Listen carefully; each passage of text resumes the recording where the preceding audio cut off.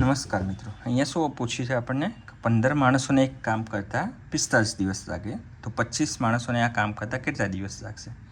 હવે તમે લોજિકથી વિચારશો ને તો પણ 15 માણસો હતા ત્યારે 45 દિવસ લાગે છે, તો 25 માણસો એટલે માણસોની સંખ્યા વધી છે, તો વધી તો કામના દિવસો હંમેશા ઓછા થશે.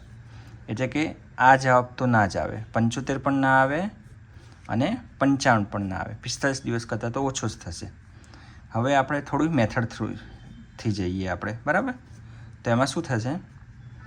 15 માણસો છે, બરાબર? તો કામને તો હંમેશા આપણે સમય અને વર્ક છે ને, ટાઈમ એન્ડ વર્ક, એમાં શું હંમેશા એક લઈએ છીએ. તો 15 માણસોને એક કામ કરતાં કેટલા દિવસો લાગે છે?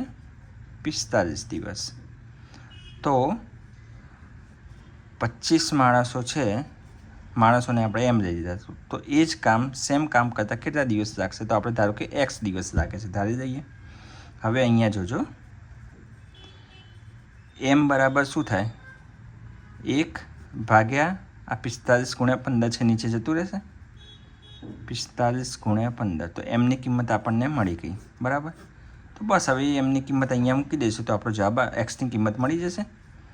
x ગુણ્યા 25 ગુણ્યા m બરાબર શું છે? 1 ભાગ્યા 45 ગુણ્યા 15 બરાબર 1. હવે 25 એટલે કેટલા થશે? 5 ગુણ્યા 5 25 થશે, 5 5 25. અહીંયા 15 એટલે 3 ગુણ્યા 5 થશે, 3 5 15. અને અહીંયા 45 એટલે 9 ગુણ્યા 5, 9 5 45 થાય.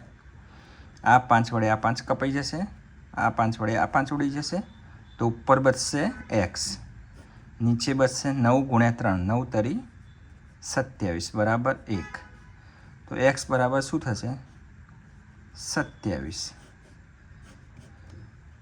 ઓપ્શન એ જવાબ આવી ગયો 27.